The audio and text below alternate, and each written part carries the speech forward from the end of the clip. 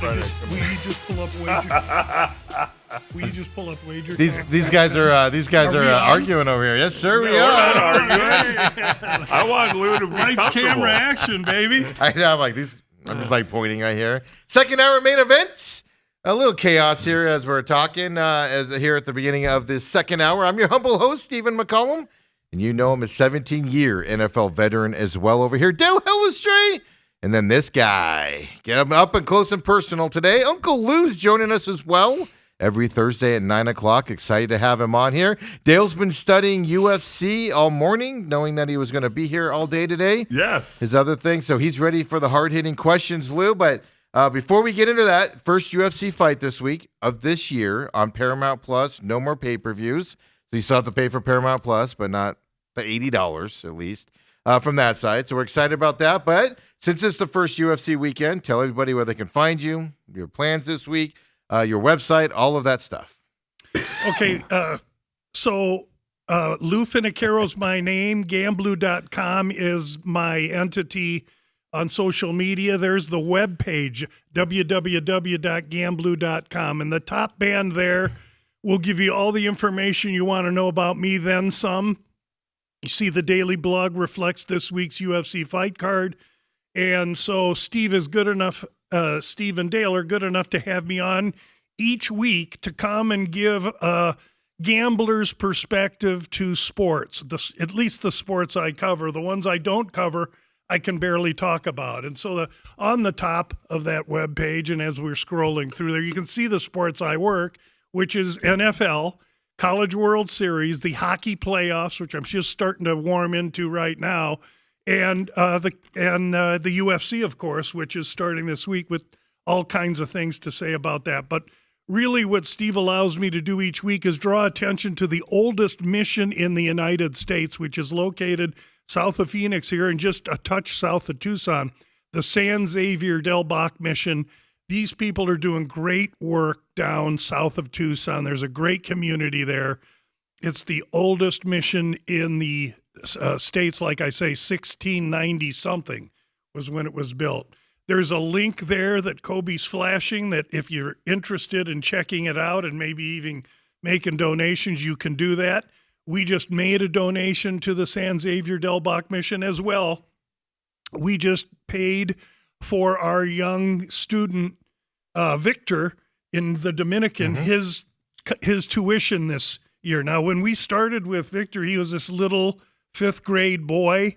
They give me pictures of him once a year. And he just sent a Christmas card, and he's a young man now. So it's really awesome to see the growth and development of him. And it's really great to be able to come on here, share my perspective on sports with you guys, but more importantly, for Steve to allow me to highlight the San Xavier Absolutely. mission. I don't even care about your sports. That's all I care about. So get out of here now, Lou. We don't need you don't need me after that. I've done my work. Well, you're excited. You got a little hop in your step. Oh, no question. It's been about how it. long since the fight's He's gone over on? here fencing Probably with the stick we got 5 in here and weeks. everything. 5 weeks? 5 Okay. weeks or so. But what I'm also in excited December, about is that it's NFL championship weekend, and I got a lot to say about that. But to get Dale here and to have him, because, I mean, at least 3 times you sat in NFC championship five times. Yeah, I'd say at least playoff 4, weeks, playoff locker rooms, the coaching, the whole bit. And so hopefully our dialogue today will allow Dale to loosen up. I'll go get a can of WD-40 and we get some stories and some insight from him too, because that's always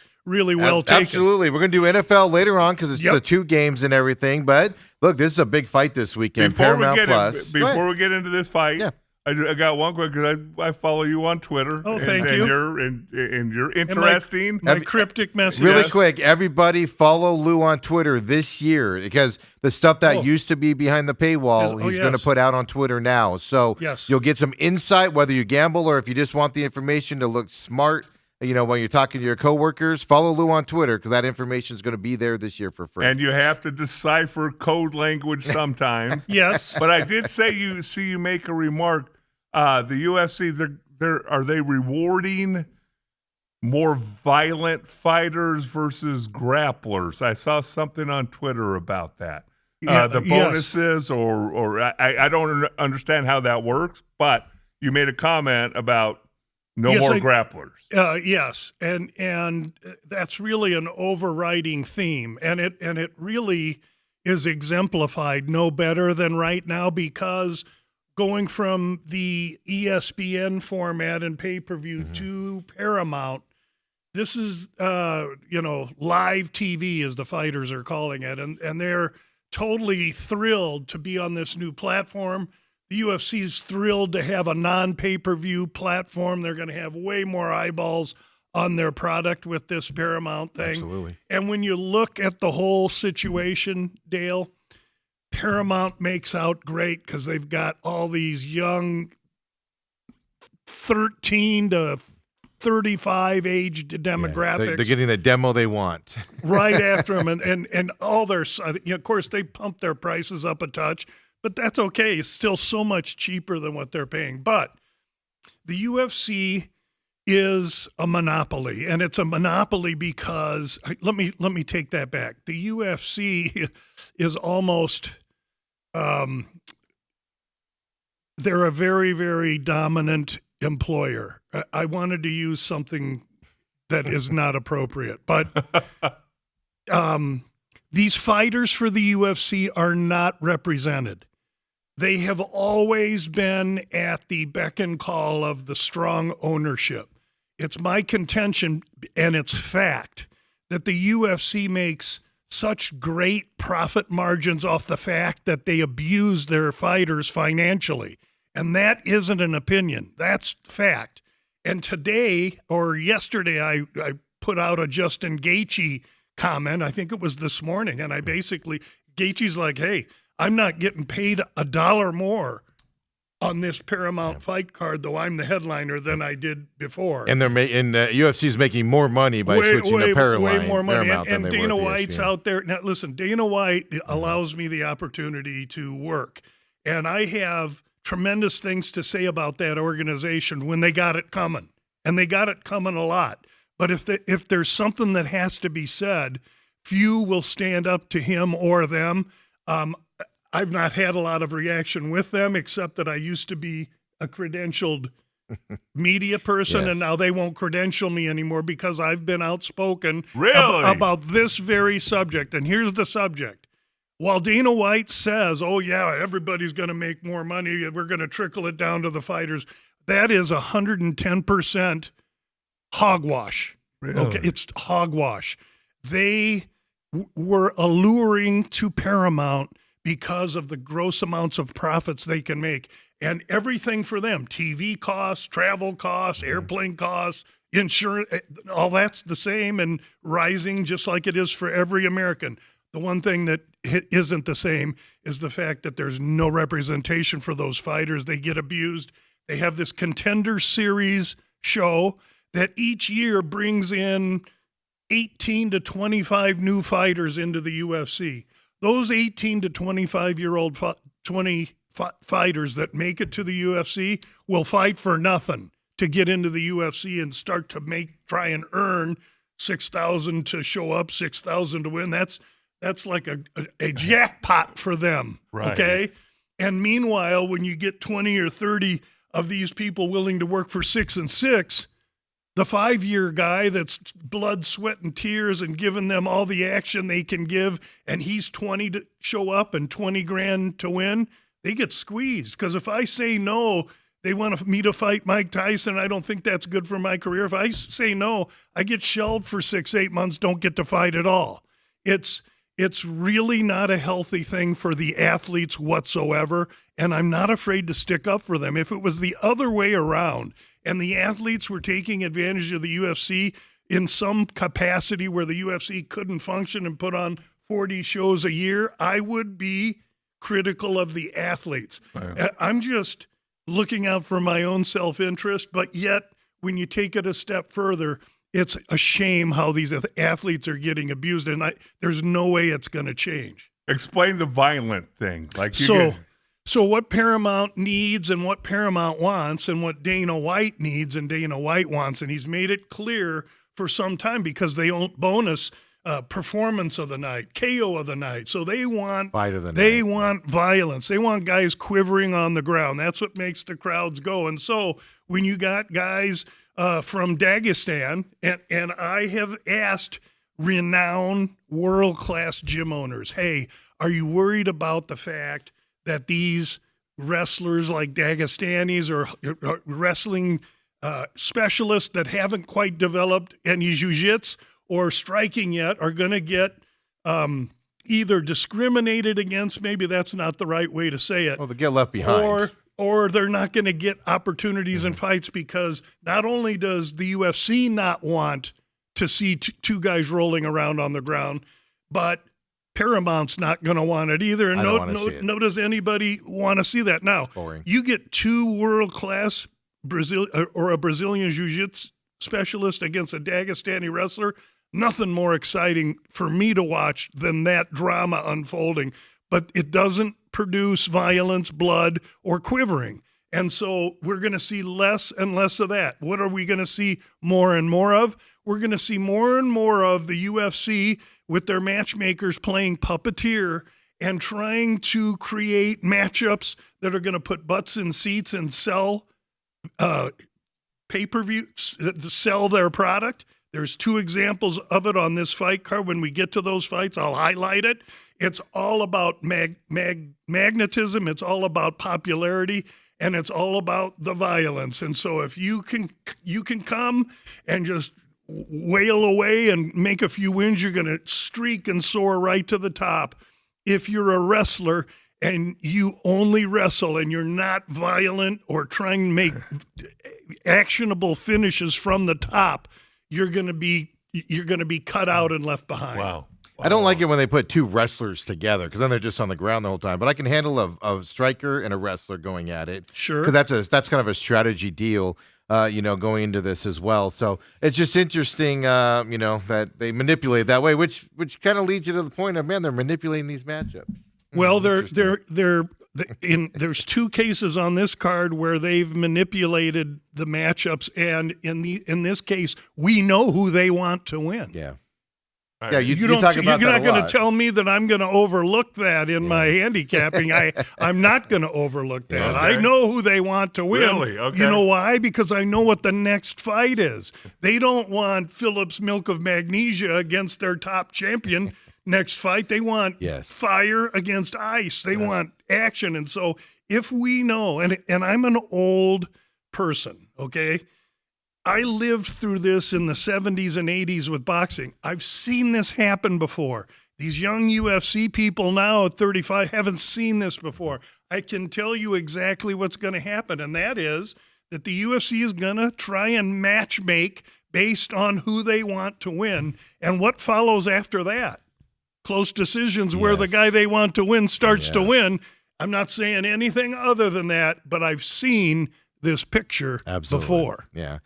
Speaking of violence in this fight, to help Dale out here as well when he's watching this, if he can figure out how to start Paramount Plus this weekend. Oh, I did it earlier this week, just so that there's no kinks, because I don't know how to do that. The larger the fighters, the greater the chance of finishes, kind of like boxing, the heavyweight, like Mike Tyson can knock people out like no other out there. And we have a bunch of 170-pound and above cards or fighters on this card going into this. So it kind of tells you what they've set up on this card this weekend as well, coming our way. And then you got some fast guys here as we get closer to the fast hands, I guess we could say, coming closer here as we get to the top of the card as well. So let's get into it here first. I mean, I'll leave you here with the early prelims. So even with these numbered fights, even though it's Paramount Plus, no more $80, pay-per-view fee. But it also means early prelims are up-and-coming fighters, guys I'm not as familiar with as a casual UFC guy and everything. So I'm going to leave it to you on these early prelims, other than Michael Johnson. None of these other guys I've really noticed here at all in these early prelims. So is there one we should pay attention to? Yeah, I think there is. Fugit and Ty Miller. Fugit's a veteran, fought good competition. Miller is a contender series guy coming right in. And Miller opens 300. He's now 425. That number's out of whack. The kid, as a favorite, right? The kid Fugit, yes. The kid Fugit that has the experience could be live here. I don't know if you take him as an underdog, but you could look at him on the over because it could be a decision very easily. Fugit showing up to fight well. The next fight, Smotherman and Turkios. Turkios, a wrestler with absolutely pillow hands, no power whatsoever. He's herky-jerky. He's kind of awkward on the feet. Smotherman is strong, got good natural power. He's a striker, can't wrestle a lick. Can Turkios get him down? Can Smotherman keep it up? That's the intrigue in that fight. But the fight I draw you to is the heavyweight fight, Freeman against Hokett. This dude, Hokett, is a violent man. He comes from Contender. He's had one UFC fight. He's undersized, 35-40, 235, 240-pounder fighting these 255, 265-pound guys night of the fight. He's fast, he's violent, he's game, he's willing, and when he touches you, you go. You don't want to miss that fight. Hokett's a favorite for a reason, minus 245. Surely use him in a parlay play. That would be the prelim look. Okay, Talk real quick about the Contender Series. Is it kind of like the you're trying to get your PGA Tour card, and so you go play on the minor tour, and they say, hey, if you win 5 tournaments or whatever, you get to move on to the PGA. Yeah. Is it something like that? It is, Dale. What they do is they're fighting for LFA or some other organization, PFL, whatever, and they're diagnosed and determine that they're qualified to make Contender Series, which they all want to do because they make Contender Series and they win and they look great. They got a shot at the big boys. And in the Contender Series, they make absolutely no qualms about you have to be violent and finish. Anybody trying to wrestle or anybody working for decision on Contender Series, he just says, you need more time, you need more work. But what they want to see is a guy go in there and just stand there toe-to-toe and throw. And even if he gets dropped 3 times, gets up, still throws toe-to-toe, and loses the fight, there's a chance he's going to get signed because of the style of the fight that he's providing for them. They want violence, and that has to be an understanding for those watching this, especially with Paramount moving forward. Okay. Yeah, we saw that where 2 fighters, they basically knocked each other out. Both went to the hospital in the Contender Series, either last season or the one before, and he gave them both awards, gave them both bonuses, and then said they're both going up to the UFC because they literally were just standing there just pounding on each other and everything. So early prelims, you say the other 2 aren't ones. I mean, pay attention to them, but they're not going to be stellar. They have those listed as early prelims. Well, like I said, it kind of this shuffled. I don't know if the UFC has updated, but I know this shuffled a little bit with the cancellation of the fight. So. Could well have. But we'll talk. Michael Johnson. Go ahead and go to the next round. I'm just going to look. We'll do a glaze over the ones and quickly, and we'll spend time on the other ones. Tell us on the guys we don't know. Tell us why we should tune in early to this. Well, a lightweight bout between Alexander Hernandez, the great white ape, and Michael Johnson's a great fight, but. Last year, when I did my research in reviewing my year, there were more than a handful of fights where I took a fighter 6 years older or more against the younger fighter, thinking that the experience and the matchup was good, and I failed and I was wrong. And there was enough of them for me to make the note in my mind that this year I'm going to really be careful taking fighters 6 years older or more than the other fighter. In this case, Michael Johnson's 39, Alex Hernandez 33. Michael Johnson's got natural power. He's a great fighter coming off a win in his last against Daniel Zellhuber, a fight he was a big underdog in. When Michael Johnson's on, he's good. He wobbled Khabib in his fight years ago. Hernandez has been inconsistent. Especially at 145 because he can't make the weight. This is 155. He's a little undersized here, but he's got some good momentum. Won his last 3 or 4 fights here. This should be a really interesting fight, but you've got Hernandez opens minus 300. Now he's minus 150. Minus 162 on FanDuel right now, on DraftKings.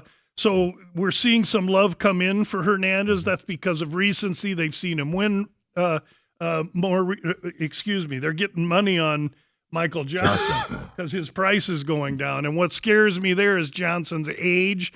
But this should be a good fight, and one in which you see 2.5 rounds, minus 150 or 160 to the over. Minus 188 right now on DraftKings. I think this could be a finish here. So if I was looking to bet this fight, maybe I'd take one guy to finish the other, because if it's early, Michael Johnson will catch Alex Hernandez.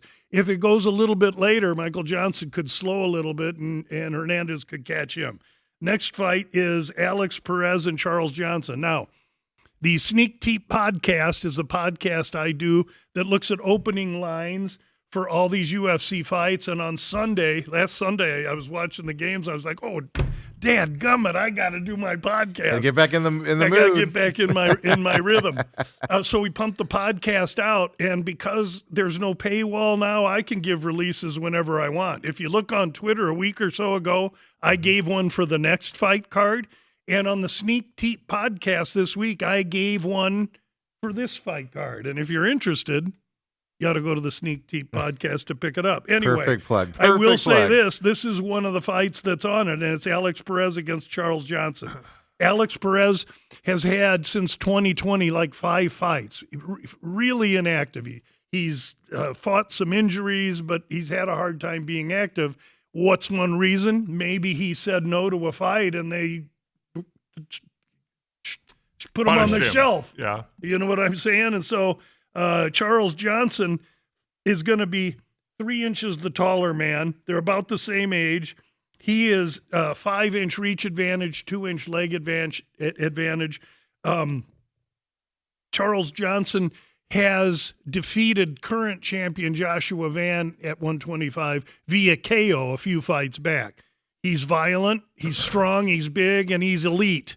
And the fighter he's fighting, Alex Perez, because of his inactivity and he's a little bit more of a grappler wrestler, is going to have a hard time, I think, in the large cage that they're using at T-Mobile, 30-foot. I think especially 125ers, that's going to look like 2 flies in a barrel. So it's going to be hard for him to get inside the pocket to try and engage with Charles Johnson. And for that reason, Charles Johnson price currently... Well, right now he's at minus 170, and I mean that's come down, hasn't it? It has, because when I took him, it was minus 200. Yeah. That's a value there. I think Charles Johnson's in real good position for this fight.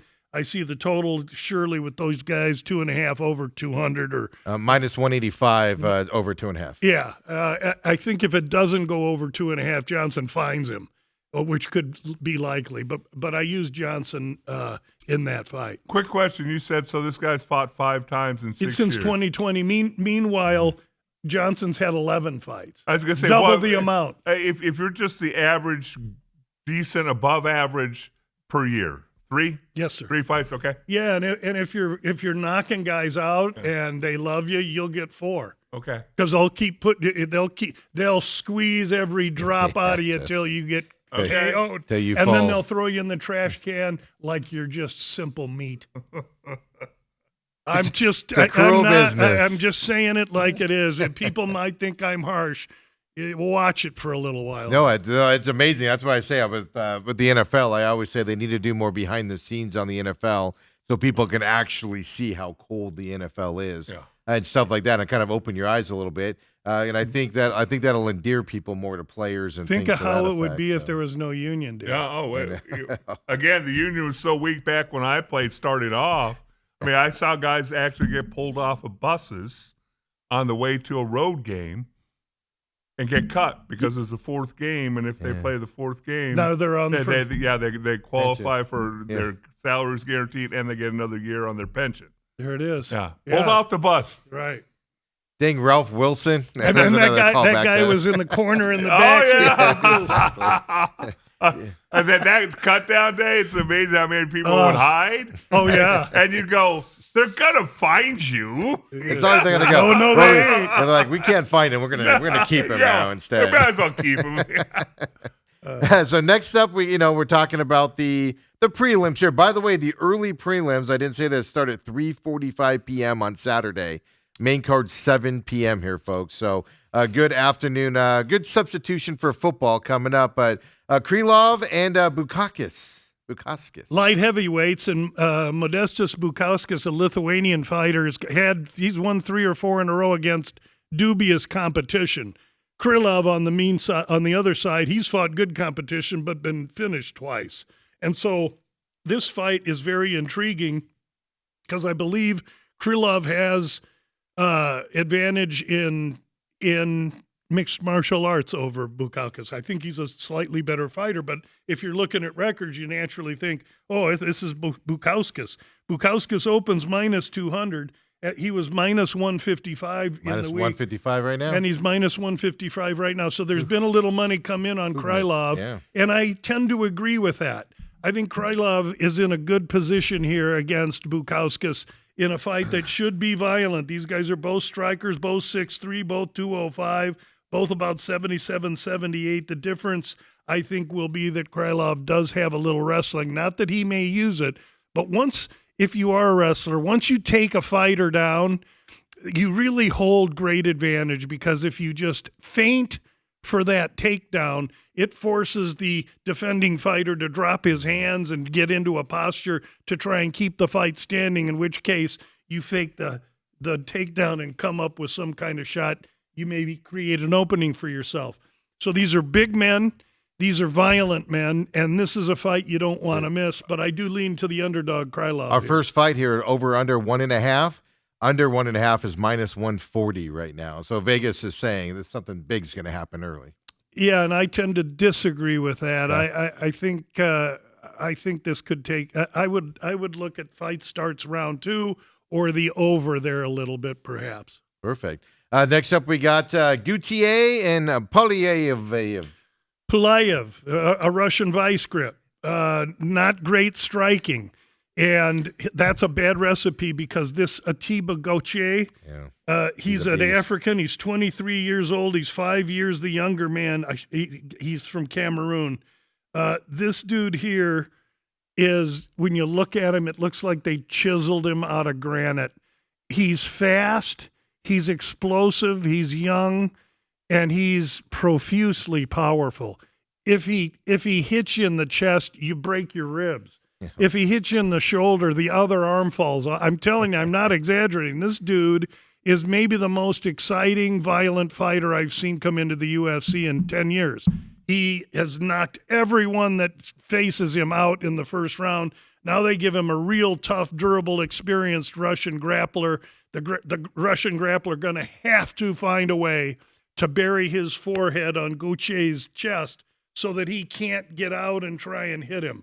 And that will be the cat and mouse in this fight. Can the Russian get in and negate the young man from Cameroon's power and swing? Or can the young man use that 30-foot cage, keep distance, and knock this dude's head into the third row? Probably the latter. This is probably a 1.5 it's a 1.5. as well. Minus 200. Under 1.5 is minus 200. I didn't mean to interrupt you. No, that's okay, because I know you got those those current numbers. What I would look to here, and it could get you hurt, is fight starts round 2, and that'll be a plus number. So what you're going to do here is you're going to hope that Pulyev comes out and does the Forrest Gump, runs in a circle for 5 minutes, and round 2 starts, and then he gets knocked out, because more than likely he's going to get knocked out. You just hope he can make it to round 2. Here's my big question for you, at least according to the UFC site. What did this fight open with? Gautier minus 1,000 is what it says on my screen, but it's not always accurate. 900. 900, okay, because now he's Gautier's minus 900 right now, so it hasn't moved at all from that level. Not a lick. For 3 weeks it hasn't moved. Yeah. Interesting. That is, I do find that a little interesting with the movement we've seen so far in some other numbers. I think they look at it like me, Steve. Yeah. They know Gautier's going to win. They just don't. It's a matter of when. Yeah. On that side. Then we got Nurmagomedov. Why do you even say the names? Figueiredo. Just call him Umar. Just let Lewis do that. Okay, it's part of the game. This is a bantamweight fight at 135, and the bantamweight division's interesting because Peter Yan just beat Merab Dvalishvili, and Merab is a buzzsaw machine, but it was Merab's 4th huge fight in a calendar year. And even the machine, which is Merab's nickname, you're human. That he fought Umar, O'Malley twice, and Corey Sandhagen, all top 5 guys, 4 of them in a year. Your body can't do that, and for that reason, we had Peter Yan in December against Dvalishvili, and it was a spot-on great call because of that. Merab now learned that he can. Anyway, you got Merab, Yan, and Umar Nurmagomedov all at the top of this division. And Umar is next in line. He's the champ. We've already bet him to be bantamweight champion 12/31 of 2026, meaning at the end of this year, Umar Nurmagomedov is your bantamweight champion, and I feel very confident about that. However, a little shell game going on here because Umar is facing VSIN Figueiredo, the ex-flyweight champ at 125, who's moved up. This fight opened Umar minus 800. He's minus 2,000 now. Yeah, Right? I was saying minus 1450. You're doing a heck of a job selling a fight with the 1450 favorite here. Well, I'm selling it to you because he's going to run through Davis and Figueiredo like poop through a goose, and then he's going to be calling for Peter Yan. He wants to fight for the championship. However, there's going to be one little wrinkle in that plan, and we'll get to that when we get to the main event. Real quick, so you've already bet a guy to be the champion at the end of the year. Yes, sir.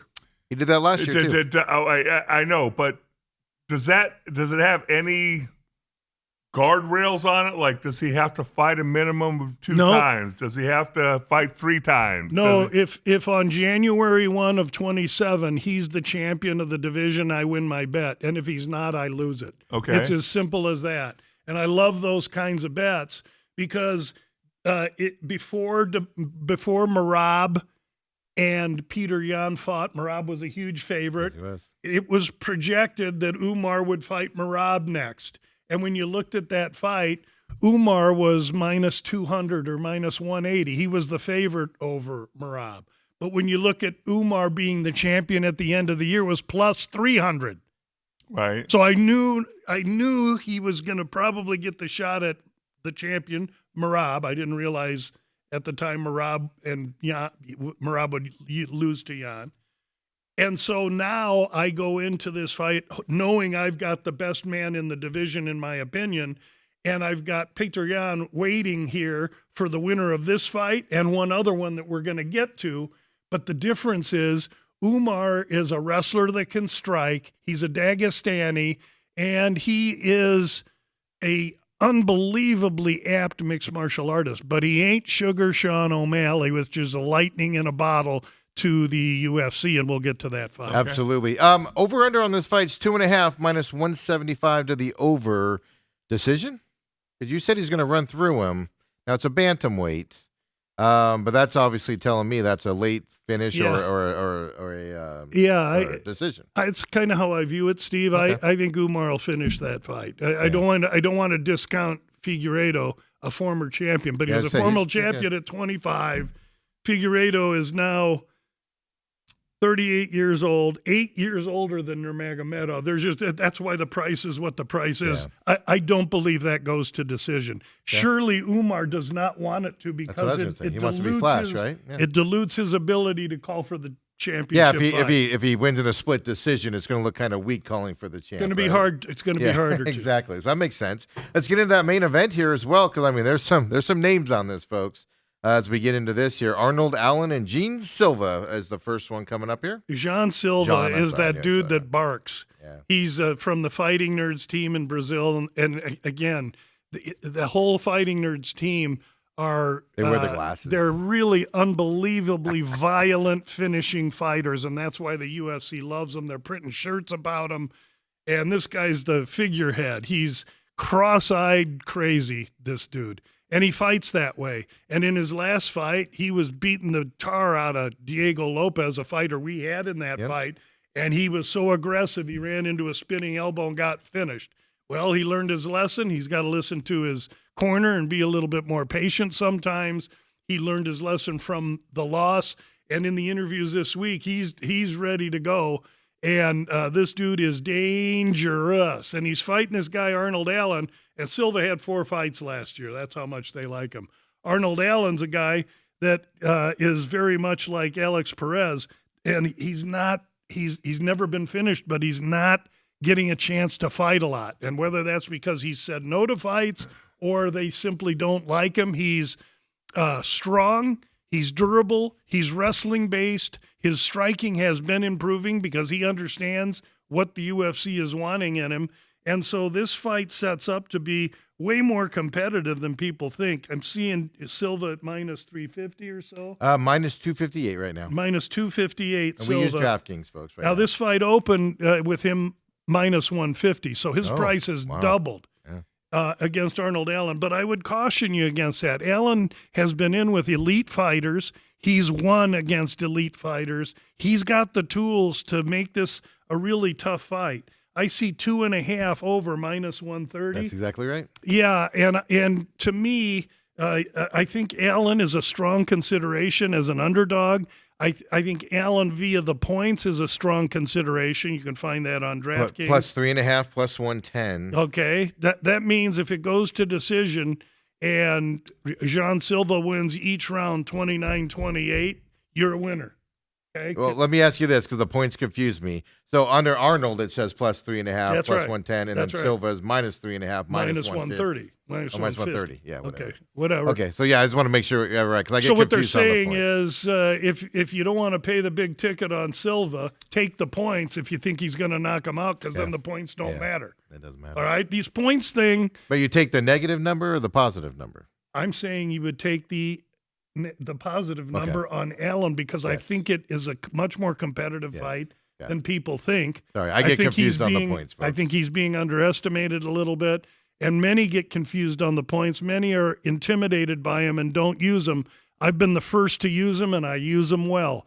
And I like to use him in a fight like this, where I feel like I have a live underdog that's going to fight his best fight and get there, and he might lose by a whisker. And if he does, old Uncle Louie can get You paid. win. Yep. So And that's the a good point fight. side. That's a fight you want to watch, because you basically have wrestler against striker there, and the striker's fast, violent, and the wrestler's strong and durable. And that'll be 7:15 is the first fight on Saturday here on the main card. Then we got the one women's fight that still remains on here. Natalia Silva, and then Rose is back in the ring as well. Seen Rose a few times fight here. She's won a few times, but she's an underdog coming into this one. Huge underdog. Started out a little tighter than that. 150 for Silva, 130 for Minus Rose. 380 now. Yeah, it's just Silva's getting bombed. Silva's younger. Silva's faster. Silva's more dynamic. She's 5 years younger. She's more dynamic, a lefty, and it's going to take Thug Rose's best effort to get her out of there. Now, Thug Rose was supposed to be fighting Alexa Grasso. Grasso moved out, Silva moved in, and in many ways, this is a tougher fight for Rose than Alexa Grasso was going to be. So this will be an interesting fight to watch for you people, because I'm going to go make a mustard and ham sandwich during this fight, because I know it's going 15 minutes, and I got 15 minutes to powder my nose, make a sandwich, and go get another margarita. Yeah, over under 2.5, minus 475 To the over. So leading to a decision here as well. Then we get the heavyweight fight that I've been looking forward to talking to you about. Our old buddy Waldo Cortez Acosta against the big man Derek Lewis here, battling it out here in this heavyweight fight. I'm looking forward to this. Yeah, two heavyweight bombers that are they're in the mixed martial arts game, but they're not mixed martial artists. Yeah. They're just freaking power throwers. Stand there and throw. And they don't have a lot of cardio, right? So Well, it's gonna Lewis go quick. doesn't. He's 40. Yeah. However, Lewis for 7 minutes is unusually. He's Larry Allen. Uh-huh. He's got unbelievable feet. He's adroit. He's explosive and unbelievable. He hits the building crumbles. I mean, this dude has it, but he only has 6.5, 7 minutes of it. He's like a cheetah. Okay. Yes. Yeah. Quick spurt. He's like a cheetah with Uncle Louie's physique. Meanwhile, Waldo Cortez Acosta, 34, 6 years younger. The beast is 40. Probably a little faster. Probably a little bit better cardio. Hasn't been in with the same level of competition as Derek Lewis has. And for many reasons, I don't believe this fight should be lined as widely as it is. And it's Minus lined 325 to Acosta right now. and plus 250 for the beast. Plus 260. Yeah, that's too much. I want to like the Black Beast here, but whoa, slow down, Lou. He's 40 and 6 years older than this guy, and this is the first card of the year. I can tell you that my hesitation to take the 40-year-old will probably cause me not to bet this fight, which should tell all you people, go ahead and take Lewis, because now that I lay off him, he's going to probably win, and I'll be talking to myself at home. But I'm not going to be betting these older guys early on. Lou, are you an ageist when it comes to UFC? He's just tired of losing. Are you an ageist? You don't like the old are you people. prejudiced against old He's just people? I wasn't last year, and all it did was cost me my pocketbook. So this year I might be, yes. Well, let me ask you this, because Lewis, and that's why I'm looking forward to this. Is this going to be just two big guys? They're going to wear themselves out, just hitting each other and just power and stuff, at least on the Lewis side. But over-under on this is 1.5, minus 145 to the over. Yeah. That kind of surprises me a little bit, because I see this being, and not necessarily a quick fight, but like you said, maybe the second round starts, but somebody's going in and just going to be dead tired at that point. Am I wrong on this with these big boys? Yeah, I think Lewis better do it in a round and a half. If it's under, it's Lewis. Yeah. And you're getting better number on Lewis, just taking him straight than you're taking Plus the 260, under. absolutely. If you like the over, you might take if you like Acosta, you might take the over, because you're getting 145 is a lot better than 325. That's exactly how I'm thinking, Steve, and that's how I see the fight. If this thing starts round 3, I think Lewis is going to be a little bit tuckered, and he'll have lost some of that lightning in a bottle, so you to lose speak. that power, right? But Because the younger kid may not. Yeah, that's going to be just two guys. That's going to be fun to watch. Just two giant dudes just battling it out in there. It's going to be fun to watch. But then we get into the really fun ones here that everybody's looking forward to. Local kid up there at MMA Lab, Sean O'Malley, going up against Song Yadong here coming up. O'Malley's a favorite in this one after losing a couple fights in a row, I believe, right? With O'Malley championship but fights? to Merab. I mean, there's no shame in that. He didn't lose to a slacker. No, especially to Merab's world-class wrestling, and O'Malley's a long, tall, lean, striking machine. But let's get this out of the way early. O'Malley has a guy in his camp named Augusto Mendez, who Taquinho, the tank. He is a 16th degree badass, Brazilian Jiu-Jitsu black belt. And he's been training with O'Malley every day for years. So O'Malley's got some BJJ and a little wrestling in his back pocket that he hasn't had to show. Now, as much as he has and he's developed in 6 years, it didn't show against Merab, because Merab, when they're grow up in Dagestan, by the time you're at your first birthday, you've had 3 wrestling matches. So Merab just comes born with it, and it didn't show against Merab, but it'll show against other less equipped wrestlers. May not show against Umar Nurmagomedov because he's like Merab, but it'll show against Yan, and it'll show against others. Now, in this fight, he fights Song Yadong. Yadong is a Chinese fighter fighting out of Team Alpha Male in California. He's developed great cardio, great wrestling, and some BJJ while he's been there, but he's always been very strong power striker, maybe the top power striker in the division. The difference when these two guys fight is going to be, number one, it's a large cage, and number two, the feet. O'Malley's got the feet. I can't see Yadong being able to work his way to catch up to O'Malley in this fight. Furthermore, O'Malley was moved right up to the co-main event when we lost the co-main event, and that's for a reason. He's been a co-main event in his first fight ever in the UFC. He's been a 5-round fights forever. Yeah. This is a 3-round fight, way different to prepare for him as well. Here's what we know. The O'Malley drawing power is second to none. That's how he got this co-main event. Mm-hmm. And if he looks great and wins this fight with flair, he will step in front of Umar to get Peter Yan in the White House fight. Because why? Because it's Paramount and UFC, and they're interested in ratings. And Umar will fall second to O'Malley should O'Malley look good. O'Malley knows this, is going to try and go out there, catch lightning in a bottle, knock this kid out, or win impressively. All he has to do is win, and he's going to get Yan in a rematch A rematch, oh, by the way, that O'Malley won in a split decision, he didn't win that fight. Jan can't wait to get Is after it easier to prepare for a 3-round fight or a 5-round Way fight? easier for a 3-round fight. That's what I thought. It's a So sprint. that's not going to hurt him, is what I'm getting. No, He's it's used to going a to 5-rounder? provide him advantage, I think, yeah. because he doesn't have to pace himself. Yeah, this is And going to he'll be a able fun to one. use his Local feet. kid.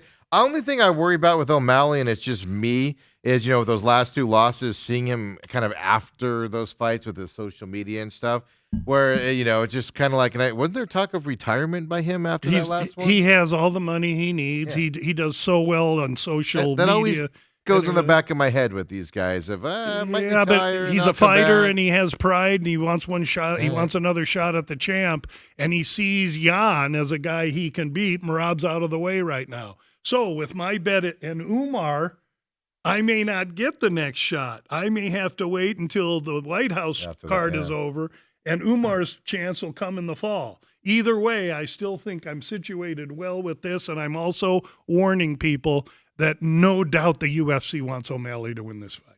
Without question. Yeah.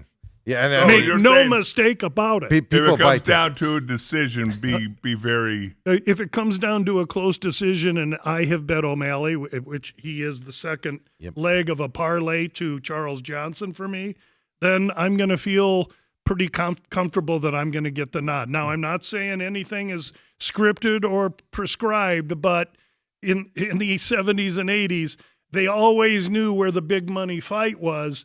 And it was amazing how many times the big money fight was made. Right. Yeah, I mean, people buy tickets, and I would be one of those people. I would buy a ticket to go see O'Malley fight, and people tune in for that just from that perspective, which leads us to the fight Dale's been trying to read up on and pronounce the name properly here. Gaethje against Pimblett here in this one.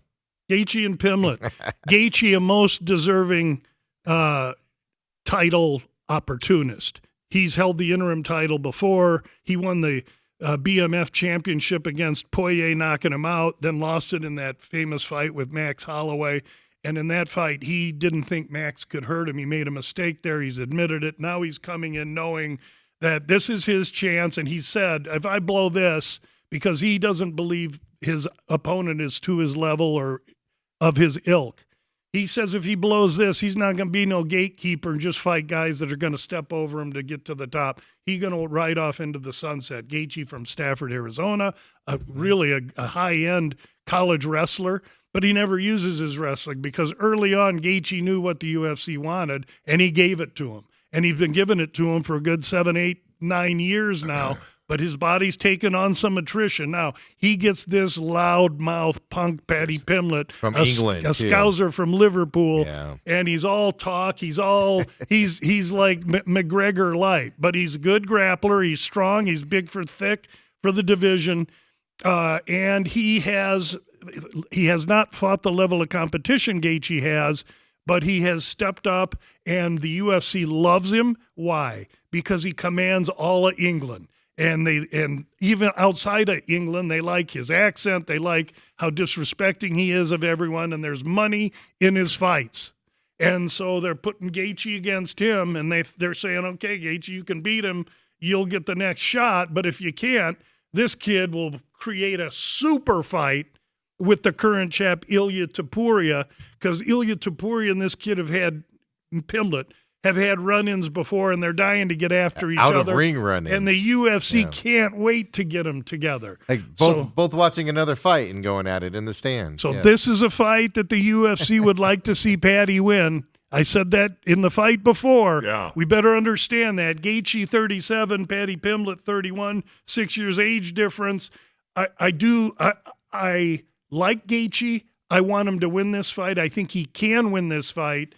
But I think if he's going to win it, it better go the over 2.5 because early on, I think Pimblett, Gaethje has had trouble when people can wrestle him up and grapple him up. And he's lost a couple fights via the submission. And Pimblett's a very adroit, experienced, slick submission artist.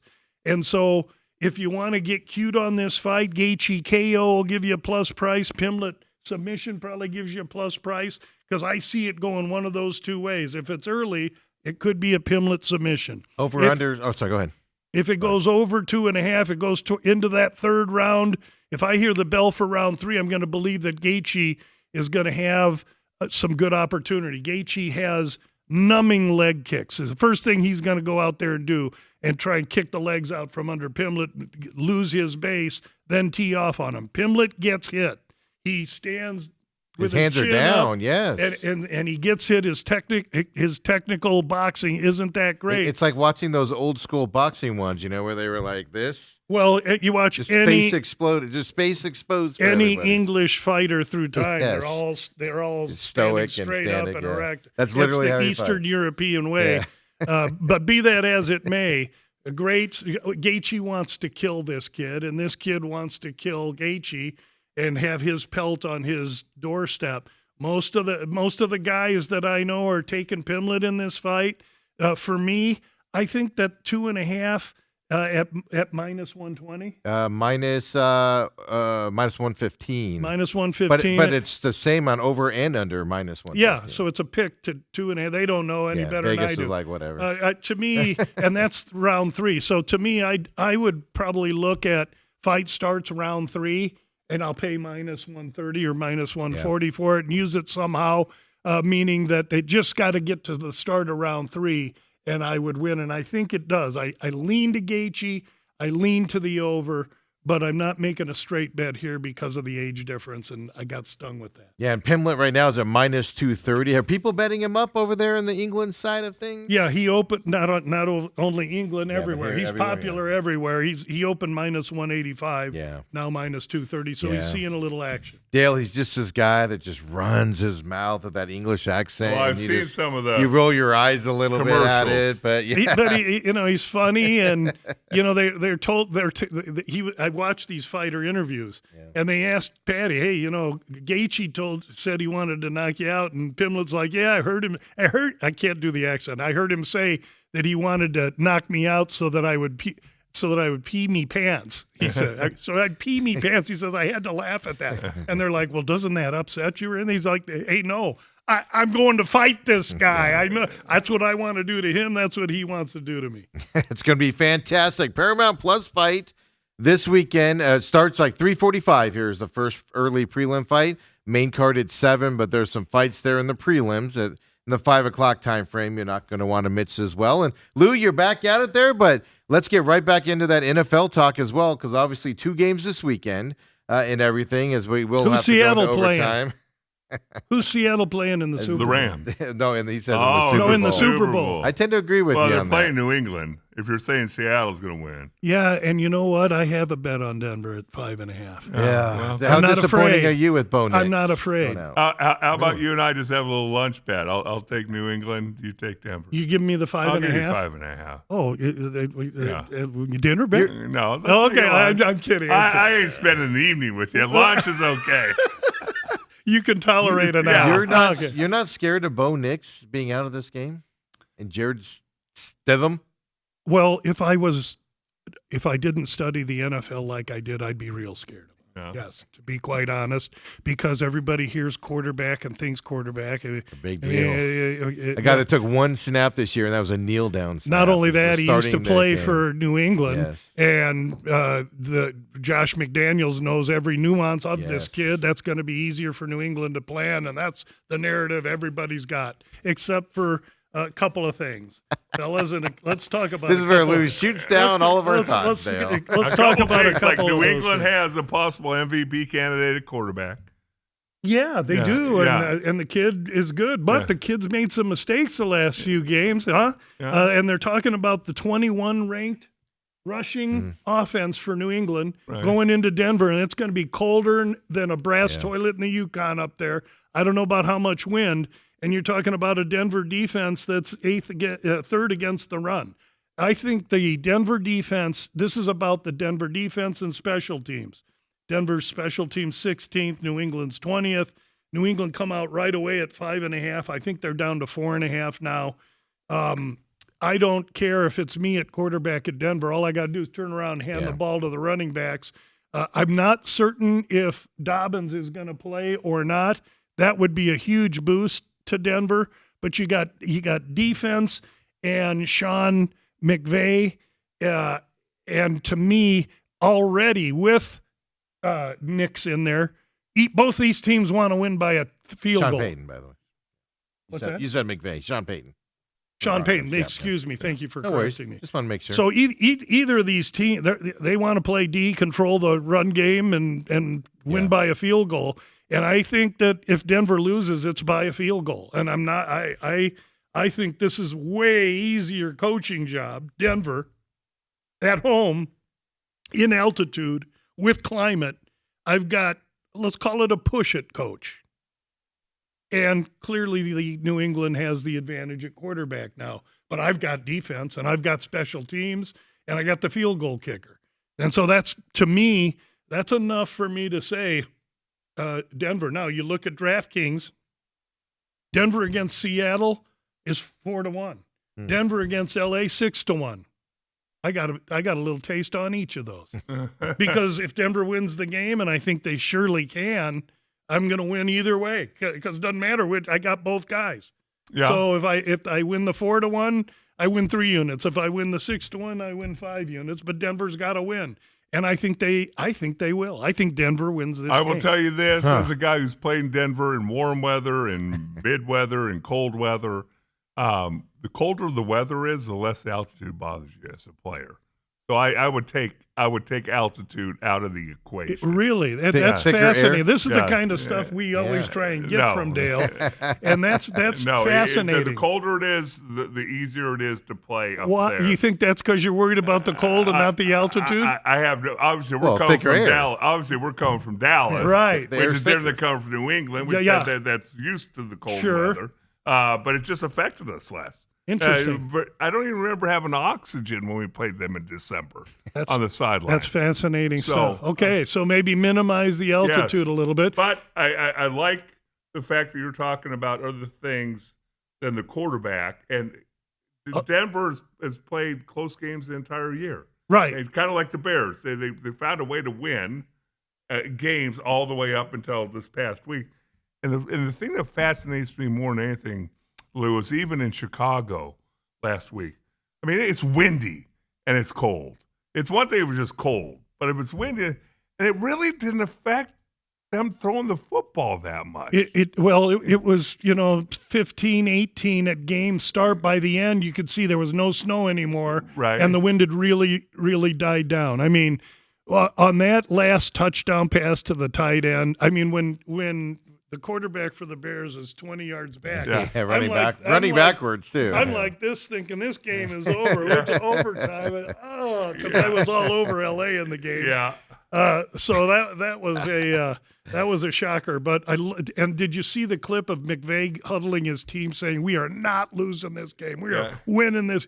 I love when they allow us in to that sacred inner circle stuff. Right. Because I know you've been there, and I'm always trying to get there with Dale, but you need a crowbar for Christ's sake. My big question for this weekend is simply, the Broncos do have a chance because of their defense. I'm going to give them, because they might be able to make, the Patriots offense make some mistakes. Mm-hmm. Their Patriots running game is not good, so you can focus on the passing game a little bit more, and not worry as much on that game. So Broncos, I think, are still in.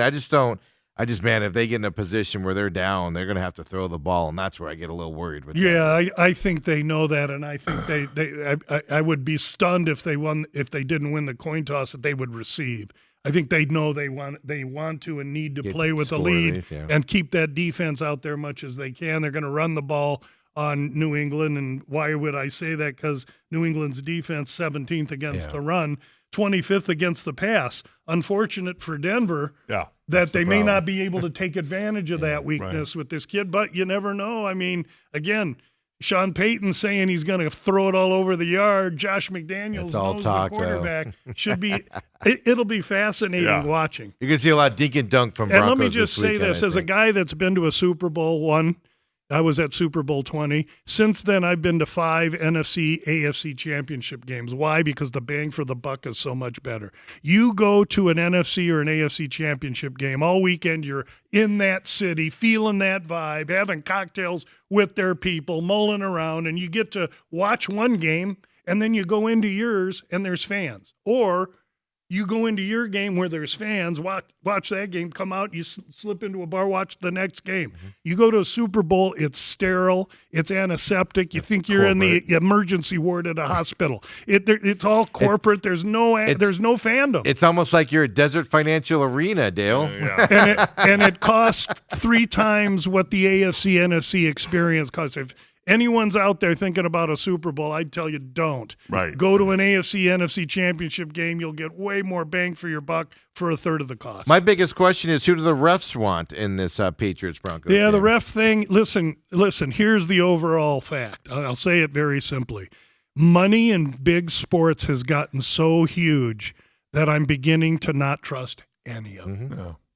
Too much money. I've been too at that much point for ratings. a couple of years now. Yeah, I will tell you this. I've been The national championship game on Monday night, Miami and Indiana. I love the way that was officiated. Mm-hmm. They let them play. They didn't in the fourth quarter all of a sudden start calling stuff that they didn't call in the first quarter. Yeah. They just let them battle. The way it should for be. a guy that watches so little college football, and the reason I can't watch it is because it doesn't look like the NFL that I'm so used to, and we know why. But that game looked like an NFL game. Both of those teams were fast and violent, playing very, very hard. It was a pleasure for me to watch 2 teams playing that hard. Miami showed me a ton, and I had Miami in the game, so you'd rather be lucky than good. Right. But I don't think that there were some puckered rear ends in Indiana because Miami made it tough. Oh. So we talked Broncos Patriots here. That's the first game at 1 p.m. Then you got Rams Seahawks. NFC West battle here. We know what these teams are. We know how good these teams are. Seahawks defense, if it's not the best defense remaining, it's definitely one of 2 here. And the other team would be the Rams coming into this.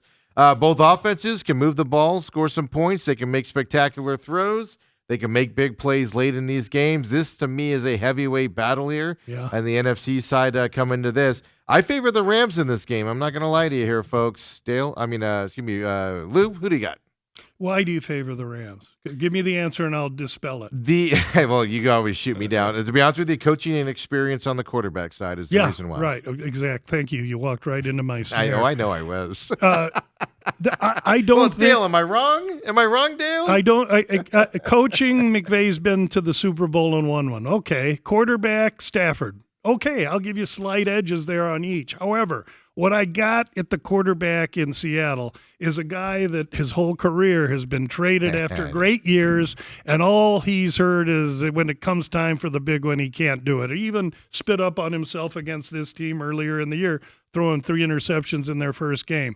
But to me, when you get a dude that hasn't quit or left, they're chasing their childhood dream.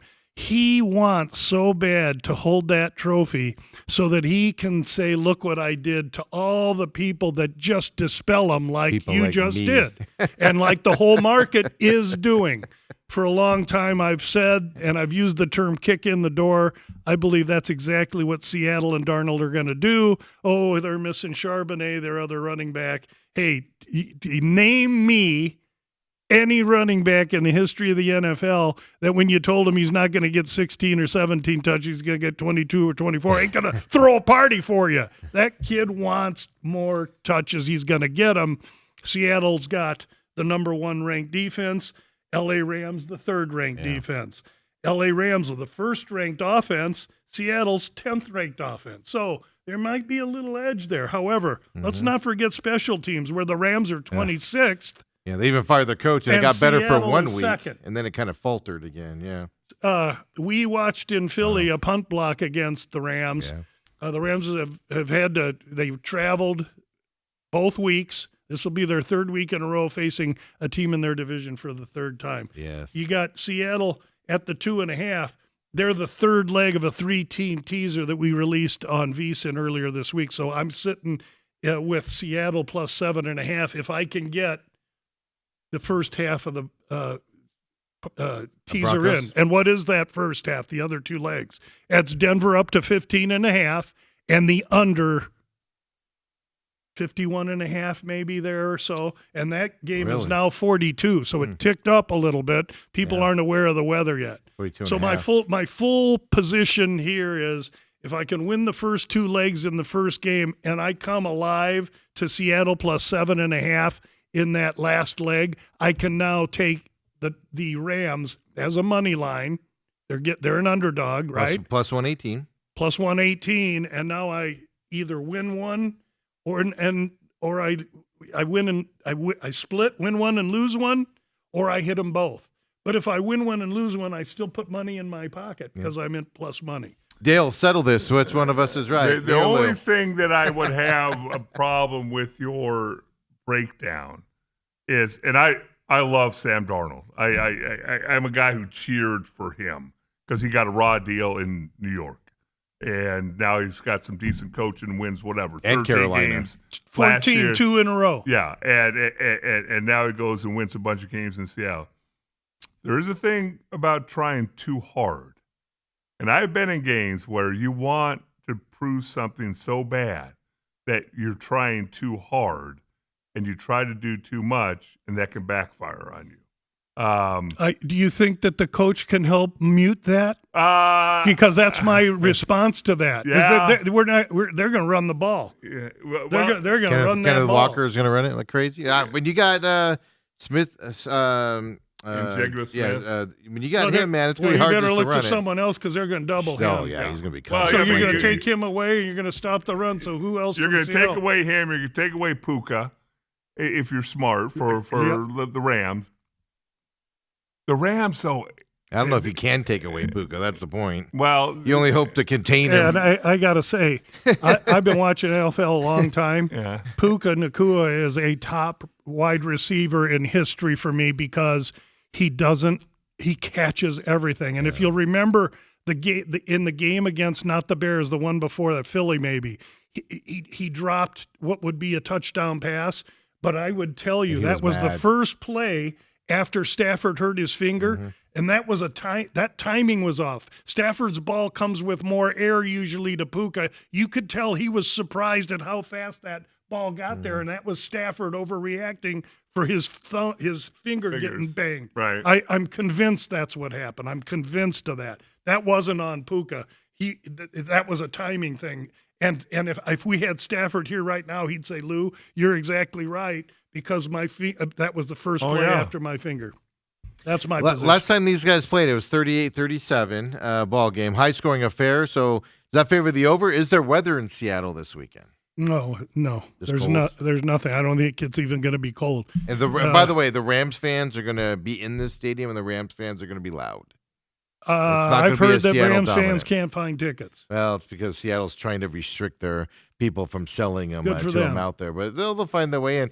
I don't know. It's just look. This to me, the winner of this game is probably winning the Super Bowl, in my opinion. And it's not the even NFC's close. favored in Yeah. the Super Bowl. Has been. And I think this is going to be just a heavyweight battle, whether it's high scoring or low scoring. It's going to be a heavyweight battle. I just favor the Rams because look what the Rams have done in the playoffs so far on the road, right? To beat the Panthers, they had that one catch. The tight end has to catch it there, Parkinson. Just this unbelievable throw and catch. And then you saw what they did last week as well. It's just that momentum with that Rams team is why I just got to favor them. But it's going to be fun to watch. Going to be fun to watch. This is why the Cardinals can't find a coach, Gonna be because you're in this division. Going to be a great game, and the good news is I'll be here next Thursday so that I can say I told you so.